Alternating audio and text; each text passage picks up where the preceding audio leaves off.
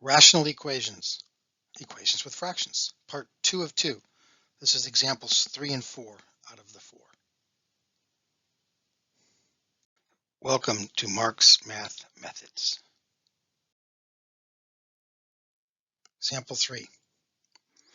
3x over x minus 5 minus 2x over x plus 1 equals negative 42 over x squared minus 4x minus 5. Let's go ahead and factor the far right denominator, which gives us x plus 1 times x minus 5.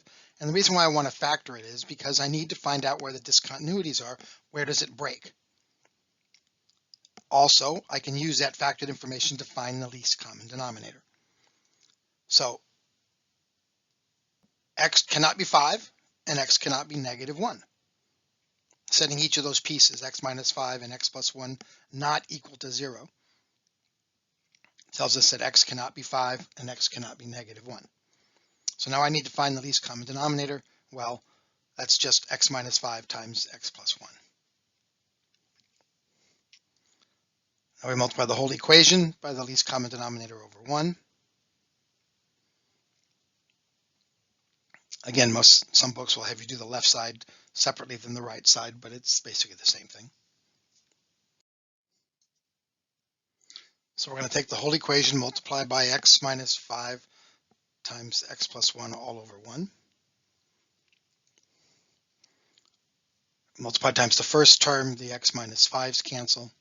So we're left with x plus 1 times 3x, or 3x times x plus 1. And don't forget there's a minus sign between these two fractions. So when we distribute here, the x plus 1's cancel. So then that's 2x times x minus 5. When we actually distribute, you're going to see that's a negative 2x times x minus 5. Do the last one, everything cancels, and we're just left with the negative 42. Go ahead and distribute these little tiny parentheses. So we end up with, in the red, 3x squared plus 3x, and in the right, negative 2x squared plus 10x. Collect like terms on the left, x squared plus 13x. Move the 42 over, setting it equal to 0, so that we can factor and use our zero product property. This is factorable.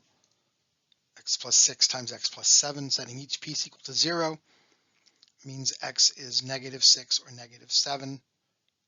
And since we were restricted to not have x be 5 or negative 1, we're fine. Neither one of those is 5 or negative 1. Example 4. X over 2 plus 3 over x minus 3 equals x over x minus 3.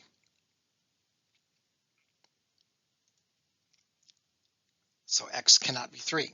Looking for that discontinuity, or where the equation breaks, or with fractions where the denominator equals 0. Find the common denominator, which is 2 times x minus 3. So we're going to multiply the whole equation by 2 times x minus 3 over 1.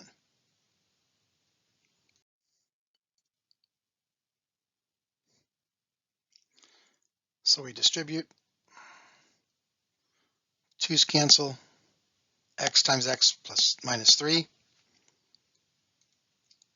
Second term, the x minus 3's cancel, so we get 6. Third term, the x minus 3's also cancel, so it's 2x.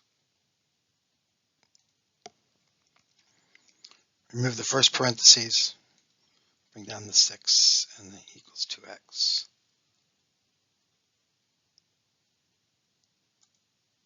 Collect like terms on the left. Well, I just condensed it a little bit. Move the 2x over, setting it equal to 0 so that we can factor.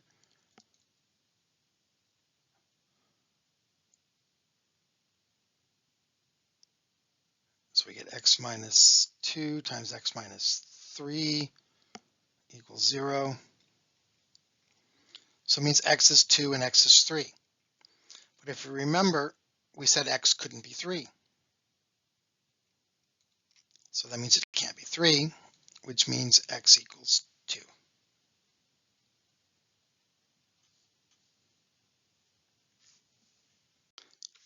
I hope the presentation was helpful. Thumbs up, subscribe, comment. And if you have any problem types you'd like me to demonstrate, there's my address.